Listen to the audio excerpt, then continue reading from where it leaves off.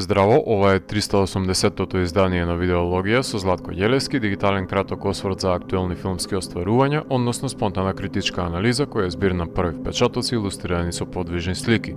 На денешниот репертоар е In the Land of Brothers од Раха Амир Фазли и Алиреза Гасеми, во кој станува збор за три члена од поширокиот округ на афганистанска фамилија, кои ги продолжуваат нивните животи подалеку од родното огниште во Иран, како бегалци,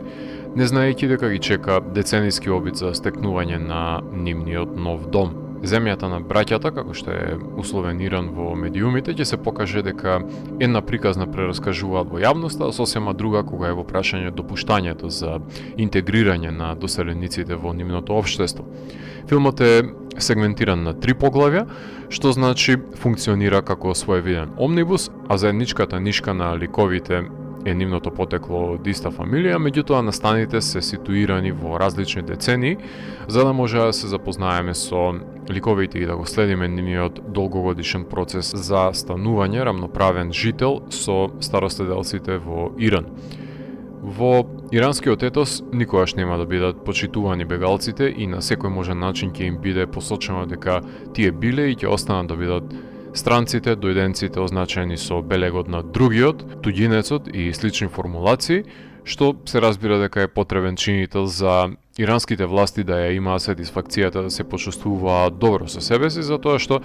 имаат кого да го антагонизираат и омаловажуваат, за да веруваат во небулозата дека самите се супериорен народ, а афганистанците со понизок степен на развој во нивните очи. Доколку на кој да е начин бегалците го злоупотребиле нивното гостопримство, да има причините за подкрепување на нивниот огнетувачки и скрутинизирачки пристап, но во овој филм не можеме да кажеме дека афганистанците провоцирале или пак на некој немарен начин иницирале незадоволство, напротив, секојаш се во позиција на постојано заштитување на себе си од поразличен огнетувач од тој од кој што првично избегале. Вообичаено овој процес се забележува и помеѓу локалното население и дојденците, но особено е евидентно на нехуманиот пежоративен однос кој го имаат властите, односно извршната власт со афганистанците.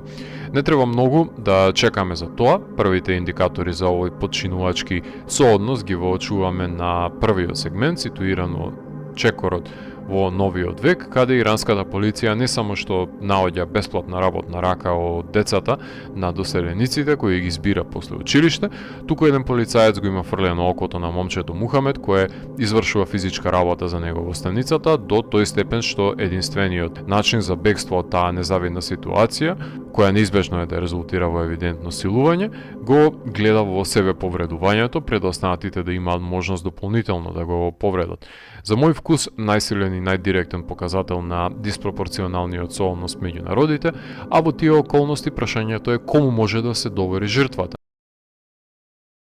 Во вториот сегмент, кој се одвива деценија по првиот, деранжирањето се доловува на посуптилен начин, каде Лейла е безгласна нота во куќата на бизнисменот, која се обидува да ги задоволи сите суетни побарувања, живејќи под постојаната пресија и страф од депортирање. Незината замдана со четирите ѕида и зборот на господарот е повелба. Вториот сегмент поседува неизвестност за која гледачот е во чекор со сознанијата на протагониската, зад кои заостануваат посетителите во домот, односно гостите. Актерката Хамиде Џафари тука има простор убедливо да игра со незините премолчани тајни. Третиот чин се одвива во ковид пандемијата и го предводи средовечниот човек кој беше спореден лик во првиот сегмент, кој го добива својот простор во филмот и се надева дека конечно ќе ги прими документите за азил, меѓутоа му ја соопштуваат немилата вистина за неговиот син, за чиј што живот во странство имал сосема поразлична представа, војувајќи во туѓо име, оставајќи го гледачот со грудка во грлото и трогателност од неапологетскиот обесправен однос на кој посведочил овие 2 часа. Лесно е да се направи паралелата на империалистичките западни сили и како тие се однесуваат кон бегалците од колонизираните земји, например, меѓутоа оваа потреба за наметнување ја има секое домородно население кога ќе се досели некој на условно кажано нивната земја, иако и нивните предци некогаш биле доселеници, само што не морале да се справуваат со толкаво малоумие на тогашните мештани. Од Kinds of Kindness од Lantimos до Пред дождот на Манчески, триптихот на еден или друг начин го наоѓа своето место во филмската историја, без разлика дали се тесно поврзани неговите сегменти или се бара способност на гледачот за слободна асоциација за да може да ги обедини, овозможувајќи им на Амир Фазли и Гасеми да прикажат неправди во Иран од неколку различни аспекти, за да се комплетира големата слика со помош на овие три винјети.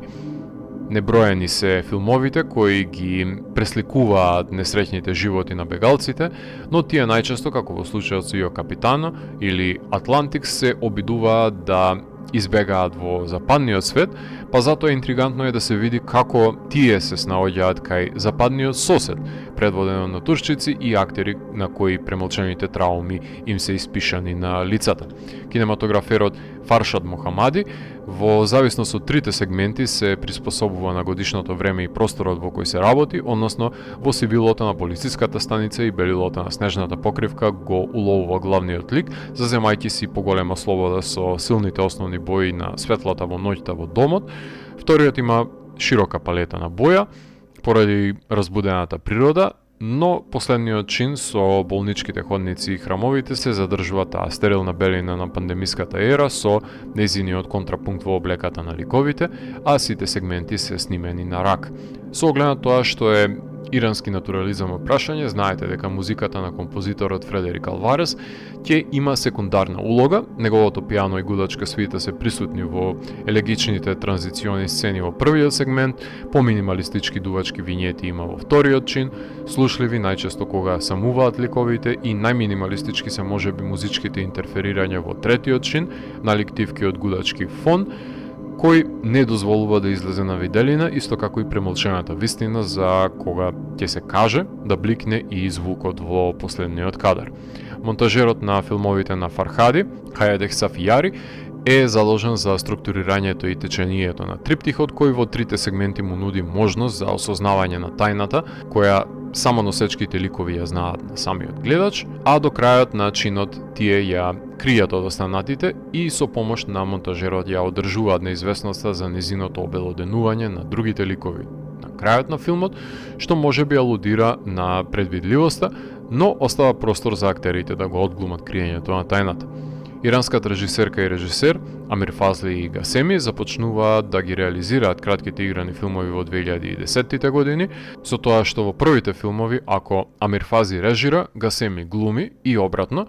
од кој може да се истакне дека краткиот Lunchtime од 2017 година за малолетната ќерка која оди во мртовечница да го идентификува телото на незината почината мајка, им ги отвори вратите од фестивалите затоа што беше селектиран во Кан, а потоа поединечно ги режираа кратките на Осеа, Меднес, Екстра Сос, Better Than Neil Armstrong, Арезо, за заедничкиот режиран прв краток игран филм да им биде Solar Eclipse од 2021 година за потребата од уловување на затемнувањето на аналоген начин пред да го снимат првиот нивен долг игран филм. По неговото снимање секој се нафати на различни проекти. Амир Фазли го снима краткиот хорор филм Mother Clay со Армин Рангани, а Гасеми работи на ТВ серијата Бадал.